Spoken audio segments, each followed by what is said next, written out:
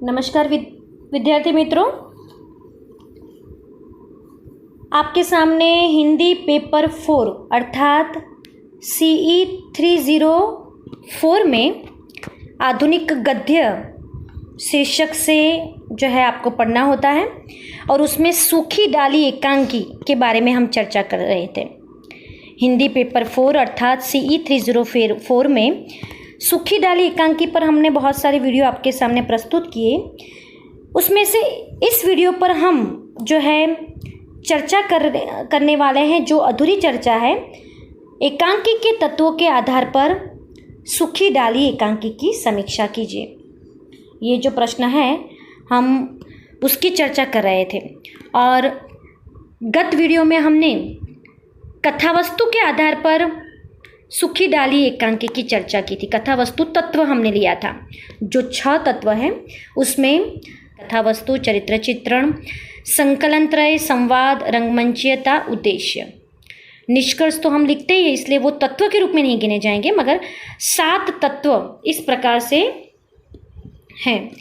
अब यहाँ संकलनत्रय और संवाद या कथोपकथन, यहाँ भाषा शैली जो है वो तत्व लिखा नहीं गया है, तो आपको ये ध्यान में रखना है कि कथा वस्तु, उसके बाद चरित्र चित्रण, उसके बाद जो है तृतीय तत्व संकलन त्रय, चौथा तत्व है वो संवाद या कथोपकथन और 5वां तत्व जो है आपको भाषा शैली लिखना है, भाषा शैली। और भाषा शैली के बाद 6ठा तत्व रंगमंचीयता और 7वां तत्व उद्देश्य। ये आपको ध्यान रखना है। इन तत्वों के आधार पर हम समीक्षा कर रहे थे और हमने कथावस्तु के आधार पर जो है समीक्षा शुरू की थी गत वीडियो में, और कथावस्तु किस प्रकार 3 दृश्यों में विभाजित है और अंत कैसा होता है कथावस्तु का, उस पर हमने चर्चा की थी। दूसरा तत्व है पात्र या चरित्र चित्रण। उस तत्व में आपको लिखना है कि एकांकी के पात्र वैसे सीमित होते हैं, मगर सूखी डाली एकांकी पारिवारिक एकांकी है और वो भी संयुक्त परिवार की एकांकी है, इसलिए इसमें एकांकी में जो है पात्रों की संख्या अधिक है। पात्रों की संख्या कितनी है उसको मैंने आपको अलग अलग वीडियो में पात्र परिचय के द्वारा बता दिया है, तो आपको उन पात्रों को लिखना है। उन पात्रों को लिखने के बाद जो है आपको मुख्य पात्र कौन कौन है उसके बारे में थोड़ा सा लिखना है। जैसे प्रमुख पात्र है दादाजी, तो दादा मूलराज जो है वो सूखी डाली एकांकी के प्रमुख पात्र हैं। उनका वर्णन जो एकांकिका ने किया है वो भी आप लिख सकते हैं कि दादा मूलराज 72 वर्ष के एक प्रभावशाली वृद्ध है। वह अपने संयुक्त परिवार के मुखिया है। वृद्ध होने पर भी वह एक मजबूत कदकाठी के स्वस्थ व्यक्ति है। उनकी जो है विशेषता भी बताई है कि वो किस प्रकार से एक सूत्रता में सबको बांध रखते हैं। यहाँ वृक्ष की जगह वृक्ष आएगा, तो किस प्रकार वो एक सूत्रता में सबको बांध कर रखते हैं और उन्हीं के कारण, उनकी समझदारी और निष्ठा और उनकी दीर्घ दृष्टि के कारण ही पूरा परिवार जो है एक सूत्रता में। इस प्रकार दादाजी की विशेषता लिखने के बाद आपको बेला के बारे में लिखना है, क्योंकि बेला भी प्रमुख पात्र है। बेला के आने से ही संयुक्त परिवार में एक संघर्ष पैदा होता है, हलचल मच जाती है। क्यों ऐसा होता है उसका कारण ये था कि छोटी बहू बेला जो है वो एकल परिवार की हिमायती थी और वो ऐसे वर्ग और प्रतिष्ठित परिवार से आई थी कि जो अपनी व्यक्तिगत स्वतंत्रता को ज़्यादा महत्व देता है। उसमें भी वो पढ़ी लिखी थी। यहाँ दादाजी का परिवार जो है वो उसमें सब लोग इतने पढ़े लिखे नहीं थे, परेश और इंदू के अलावा। इंदू तो प्राइमरी तक ही पढ़ी थी, तो इस प्रकार से उसे पता नहीं था कि ऐसे कम पढ़े लिखे परिवार में इस प्रकार की संवेदना होती है। भले बुद्धि चातुर्य की इतनी बातें ना हो, मगर भावना का काम होता है, वो उसे बाद में पता चलता है। इसलिए यदि बेला के बारे में आप लिखें तो आपको लिखना है कि शुरुआत में जो है वो संघर्ष पैदा करने वाली थी, एकांकी में दिखाई देती है, मगर बेला के कारण ही संघर्ष का अंत होता है और समस्या का समाधान भी प्रस्तुत होता है। दादाजी के कारण भले समस्या का अंत हुआ है, मगर जब तक बेला का भी हृदय परिवर्तन नहीं होता तो भी ये एकांकी अधूरी रह जाती और समस्या भी अधूरी रह जाती, प्रश्नार्थ चिन्ह हमारे सामने उपस्थित रहता। मगर बेला ने दादाजी की समझदारी को जो है सराहा और वो जो है एक प्रमुख पात्र के रूप में हमारे सामने इस प्रकार से आती है कि एक हृदय परिवर्तन करने वाली और संवेदनशील स्त्री के रूप में, एक बहू के रूप में।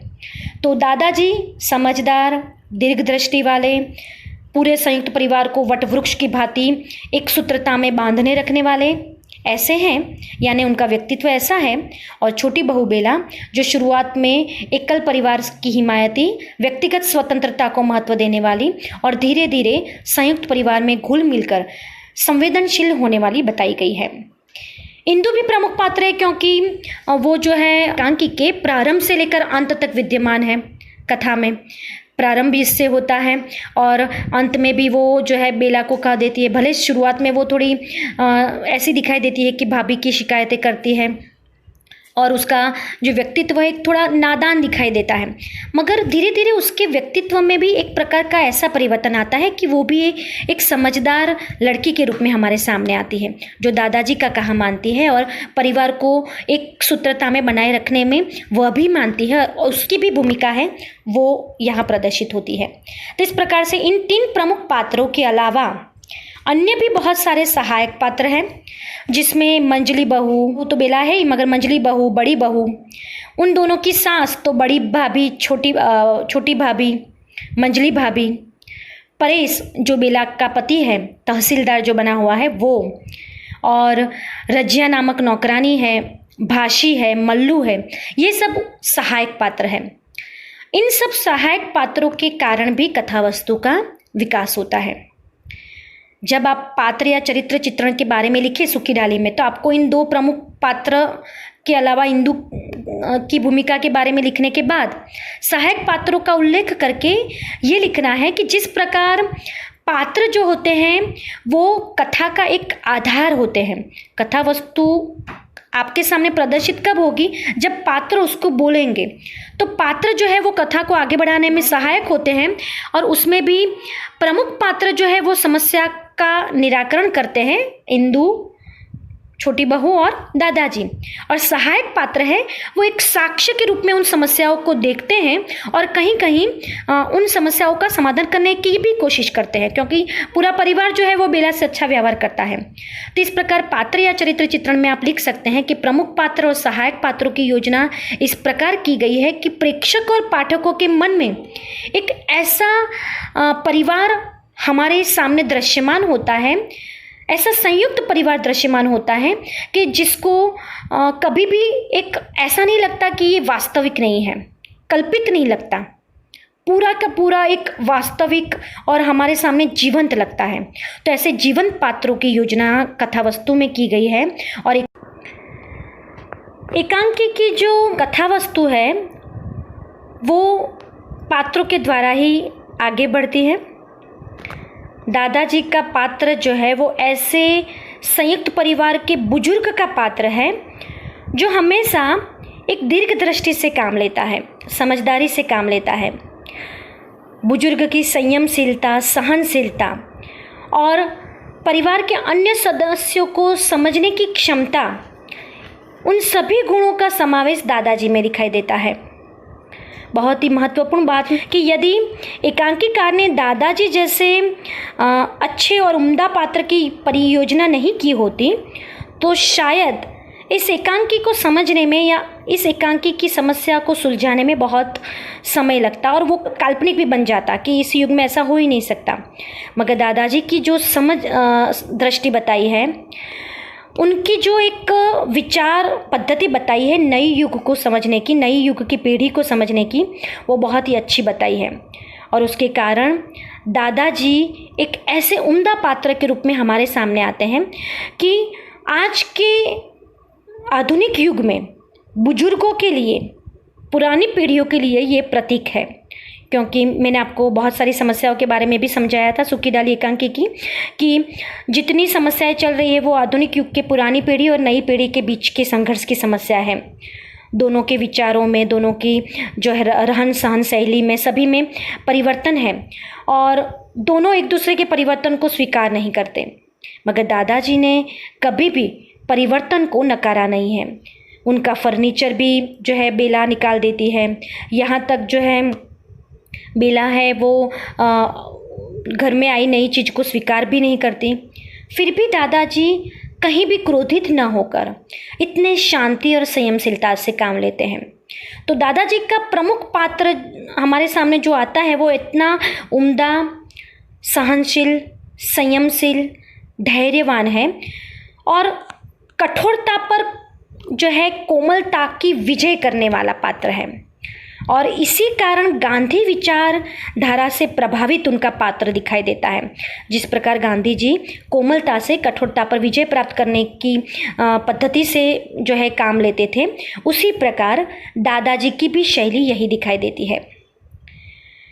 छोटी बहू बेला जो है वो आधुनिक युग की ऐसी प्रतीक है कि जो नए युग के व्यक्ति स्वातंत्र्य को लेकर और अपने बुद्धि चातुर्य को लेकर तो बहुत ही सक्षम है, मगर संयुक्त परिवार में जब घुलने मिलने की बात आती है, काम बांटने की बात आती है, तब जो है वो अलग हो जाती है और उसका व्यक्तित्व थोड़ा निम्न हो जाता है, बिखर जाता है। मगर छोटी बहू बेला ने ऐसा परिवर्तन दिखाया कि उसकी शिक्षा जो है उसका सही मूल्य उसने यहाँ प्रदर्शित किया। छोटी बहू जो है वो नए युग की, नई पीढ़ी की प्रतीक है। नई पीढ़ी के जो भी लोग होते हैं, उसमें लड़के हो, लड़की हो, स्त्री हो या पुरुष हो, उनमें केवल और केवल व्यक्ति स्वातंत्र्य के साथ साथ अहम की भावना होती है, थोड़ा अभिमान होता है और दूसरे पात्रों को अपने कंपेयर में स्पर्धात्मक जो है एक प्रकार की बात करना उनके जहन में होता है। जबकि छोटी बहू बेला में भी यह सब जो है गुण थे, गुण कहे या आज के युग के जो भी है बात कहे, वो सब बेला में थे। मगर जैसे ही उसको पता चलता है कि दादाजी ने सभी परिवार को परिवर्तित कर कर मुझसे सामंजस्य स्थापित करने को कहा है, तब उसका हृदय परिवर्तन हो जाता है। तब उसे दादाजी की महानता का परिचय प्राप्त होता है और वो आधुनिक युग की प्रतीक बेला संयुक्त परिवार में जैसे पहले से आई हो और सब लोग जिस प्रकार से रह रहे हो, उसी प्रकार से वह घुल मिल जाती है। बेला को पता चलता है कि बुद्धि चातुर्य से ज़्यादा परिवार में भावना का स्थान होता है। शिक्षा से ज़्यादा उस शिक्षा के मूल्य का स्थान परिवार में होता है। अपने मायके की प्रशंसा करना वो तो ठीक है, मगर ससुराल में जब खुद की प्रशंसा होने लगे, यानी उस बहू की प्रशंसा होने लगे, तो वो बात महत्वपूर्ण है, वो बेला को पता चलता है। और इसी से वह जो है बहुत अच्छी तरह से संवेदनशील रूप में हमारे सामने बाद में प्रस्तुत होती है और हृदय परिवर्तित करती है और दादाजी की जो संयुक्त परिवार की परिकल्पना है उसको बनाए रखने में सहायक होती है। इंदु भी इस प्रकार से बेला और दादाजी के सहायक पात्र के रूप में है, भले प्रमुख पात्र के रूप में है, मगर वह बेला से पहले भले विरोध में थी, मगर धीरे धीरे वो भी एक सामंजस्य स्थापित कर लेती है दादाजी के कहने पर। और इंदु भी एक नए युग के लड़की की प्रतीक है। अब नए युग के जो भी लोग होते हैं, लड़के हो या लड़की, उनको हम कितना भी समझाएं, मगर वो सामंजस्य स्थापित करने की कोशिश करते ही नहीं है। वो तो दादाजी हो या परदादा हो या कितने भी बुजुर्ग हो, उनके सामने जो है मुंह पर बोल देते हैं कि नहीं, मैं ये नहीं कर पाऊंगी और मैं करूंगी भी नहीं। मगर ऐसी हठीली इंदु नहीं है। आज के नए युग में जो हठ का प्रभाव पीढ़ी में दिखाई देता है और यहाँ तक शिक्षा के बल पर वो अपने अहम से पुरानी पीढ़ी को जो है घृणित करते हैं, अपमानित करते हैं, ऐसी इंदु यहाँ नहीं बताई। इंदु नए युग के पीढ़ी की प्रतीक होने के बावजूद इतनी समझदार और संयमशील और सहनशील बताई है कि बेला के साथ भी, अपनी भाभी के साथ भी वो सामंजस्य स्थापित करने के लिए एकदम कोमल हो जाती है, क्योंकि वो दादाजी से प्यार करती है और दादाजी का कहा मानती है। और बात बात पर वो किसी से शिकायत भी नहीं करती कि मैं तो दादाजी का कहा मानती हूँ, दादाजी से प्यार करती हूँ, इसीलिए मैं बेला के साथ इतना अच्छा व्यवहार कर रही हूँ, मगर मुझे बेला पसंद नहीं है। ऐसा भी नहीं है।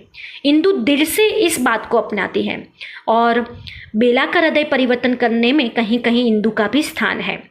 और इसीलिए दादाजी, छोटी बहू बेला और इंदु प्रमुख पात्र के रूप में हमारे सामने आते हैं।